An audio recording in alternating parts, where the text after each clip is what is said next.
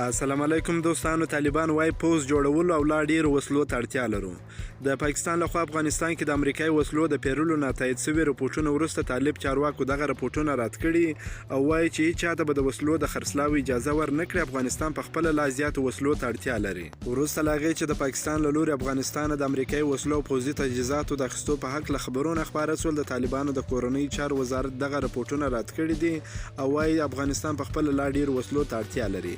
د طالبانو د کورنۍ چارو وزارت ویاند کاري سید خوستي د یو ټویټر پیغام له لارې دغو رپورټونو په ردولو سره دا پروپاګند بللی دی. خوستي لیکلي دي چې تېره ورځ پاکستاني ورځپاڼې ډان راپور ورکړی و چې ګواکې پاکستان له افغانستان څخه وسلې اخلي. د کورنۍ چارو وزارت چې د هېواد د پولو د خوندیتوب مسؤلیت پر غاړه لري دا ډول راپورونه ردوي او پروپاګند یې بولي. خوستي زیاته کړې ده چې موږ پخپله د اردو جوړولو په حال کې یو، لا نور وسلو ته اړتیا لرو.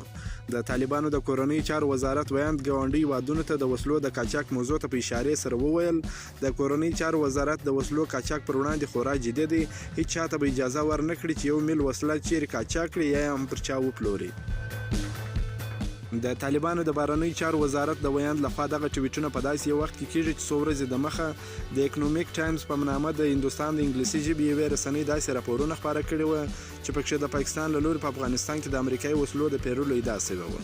د دې راپورټ په حواله پاکستان ویره لري چې داسې نه چې د افغانستان له طالبانو سره موجودې امریکایي وسلې او پوځي تجهیزات د تحریک طالبان پاکستان TTP ګوتو ته ولویږي.